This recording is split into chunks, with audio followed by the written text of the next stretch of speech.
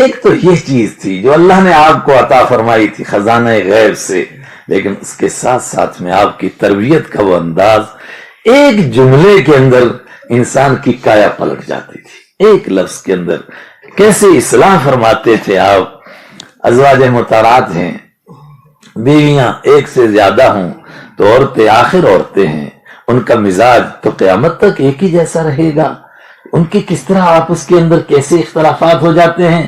لیکن پروفیسر رام پرساد اپادھیائے نے لکھا کہ پیغمبر اسلام کوئی معجزہ نہ دکھاتے، انگلی سے چاند کے 2 ٹکڑے نہ کرتے، آپ اپنی انگلیوں سے پانی کے دریا نہ بہاتے، آپ چند لوگوں کے کھانا آپ کی وجہ سے اتنے بڑے لشکر کے لیے 1400 لوگوں کے لیے کافی نہ ہو جاتا، یہ کوئی معجزہ نہ دکھاتے، آپ کا ایک معجزہ کافی تھا کہ کائنات میں آدم کی اولاد میں کوئی دوسرا انسان نہیں مل سکتا ہے کہ جس کی 9 بیویاں ہوں، 9 کی 9 آپس میں خوش ہوں اور 9 کی 9 آپ سے خوش ہوں۔ مگر طریقہ کار کیا تھا، کس طرح وہ پیار سے آپ موہ لیتے تھے اپنی ازواج مطہرات کے دلوں کو۔ اللہ اکبر۔ حضرت صفیہ ہیں، ایسے خاندان سے آئی ہیں کہ ان کے دل کے اندر ہونا چاہیے تھا کہ کہیں نہ کہیں وہ زخم موجود ہو۔ کیوں؟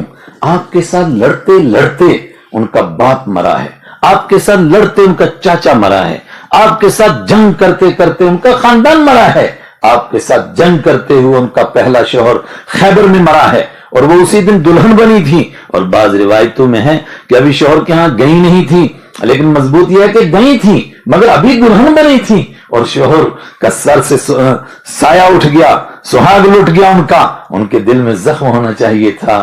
لیکن ہائے ہائے، آپ کی ایک ادا نے، آپ کے اس اصلاح والے طریقے نے، کیسا پیارا طریقہ، ایک ادا نے ان کے دل کو کیسا کھینچا کہ ساری زندگی کوئی ایک لفظ ان کی زبان سے کوئی بتا سکے، وہ کہیں بھی یہ کہیں کہ میرے باپ کے مرنے پر مجھے بڑا دکھ ہو رہا ہے، نہیں، یہ دکھ تھا کہ وہ جہنم میں کیوں چلے گئے، مگر یہ پختہ یقین تھا وہ جہنم میں گئے اور وہی خطا پر تھے، آپ سے کوئی خطا نہیں ہوئی، آپ سے کوئی لغزش نہیں ہوئی۔ خود بیان کرتے ہیں، بخاری کی روایت موجود ہے، جب آپ ہجرت کر کے تشریف لائے، فرماتی ہیں میرا باپ حی ابن اخطب اور میرا چاچا یاسر ابن اخطب دونوں آپ سے ملنے کے لیے گئے، واپس آئے، آپ صلی اللہ علیہ وسلم کے بارے میں تبصرہ کر رہے تھے، تو میرے چاچا نے میرے باپ سے پوچھا اہو کیا یہ وہی ہیں جن کے تذکرہ ہماری کتابوں میں ہوتا ہے؟ اس نے کہا واللہ ہو، بالکل وہی ہیں، کوئی دوسرا نہیں ہے۔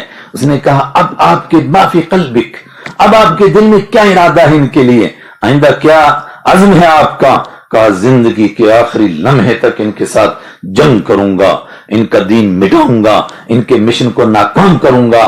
کہا میرے چاچا نے کہا کیوں؟ کہا اس لیے کہ اگر ان کو مان لوں پھر تو ہماری قوم نیچے لگ جائے گی، ہم تو یہ سمجھ رہے تھے کہ یہ ہماری قوم میں آئیں گے، یہ عربوں میں کیوں آئے ہیں؟ بے شک عرب ہمارے چچیرے بھائی ہیں، مگر چچیرے ہیں نا، ہمارے تو نہیں نا، تو کیا ہم ان کے نیچے لگ جائیں؟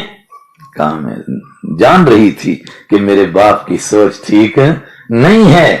ازواج مطہرات اب اپنی مجلس ہے، اس میں ایک دوسرے کو نفرت نہیں ہے، چھیڑتی ہیں۔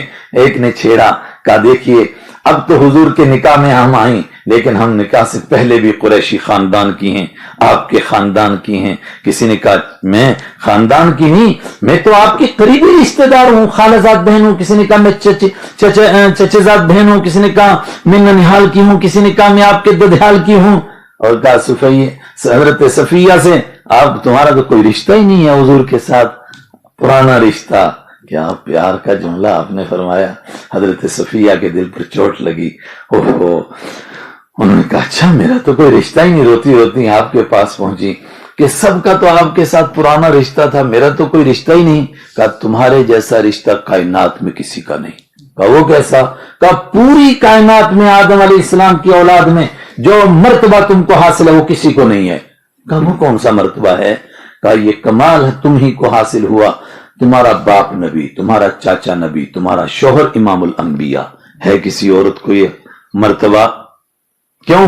کہا حضرت ہارون علیہ السلام کے خاندان میں سے تم ہو، حضرت موسیٰ علیہ السلام حضرت ہارون کے خاندان میں سے ہوئے، تو پھر حضرت موسیٰ تمہارے کیا لگے؟ کہا چچا۔ تو ہارون کیا لگے؟ کہا والد کے درجے میں۔ تو کہا میں تمہارا شوہر تو تمہارے باپ نبی، تمہارے چاچا نبی، تمہارے شوہر نبی، ان کو بتاؤ تم میں سے کسی کو یہ مرتبہ نہیں ہے۔ کیا طریقہ ہے اصلاح کا، کیا طریقہ